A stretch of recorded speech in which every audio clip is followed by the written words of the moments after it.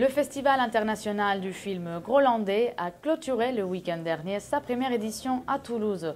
Une troupe de Grolandais toulousains s'est réunie à l'association À Côté pour prendre le relais des Caen, une sorte d'antithèse de Cannes, et ils ont organisé cet événement dans la ville rose. Il y avait non seulement une programmation cinématographique, mais des concerts et une parade déjantée. Ils ont reçu en grande pompe Christophe Salengro, le président de Groland. C'est un pays imaginaire, mais c'est aussi un concept, on va dire inscrit dans la culture française, un concept de subversion, de politiquement incorrect. Mais dans les paysages cinématographiques, que représente un film grolandais? On s'est beaucoup posé la question quand on a programmé toute la partie cinéma. Donc un film Groland, on s'est dit que c'était un film qui pouvait être drôle, qui pouvait être engagé, décalé, un peu bizarre. Le mieux, c'est qu'il réunisse tous ces critères à la fois. Et voilà, dans ces films, il y a toujours quelque chose de très humain, de très sensible, malgré parfois un peu de lourdeur. People were so great with me. Et un de ces films est The Queen of Montreuil, le seul long-métrage réalisé par une femme retenue pour participer à la compétition officielle. Derrière la caméra, Solveig Ansbach. Qu'est-ce que c'est? Oui.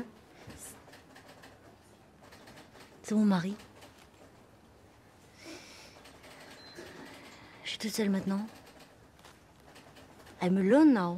Les expériences difficiles de la vie, on les traverse mieux si on a de l'humour et si on arrive à en rire. Et je pense aussi que dans la vie, dans une même journée, on rit, on pleure, on rit, on pleure. On a plein d'émotions qui vous traversent.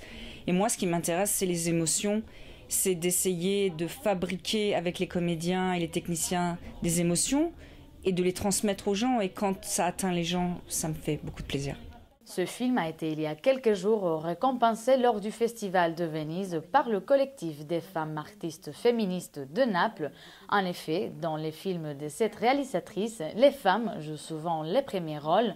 C'est Florence Loirecaille qui a le rôle titre dans The Queen of Montreuil. Je l'ai surtout vue dans les films de Claire Denis et les films de Jérôme Bonnel.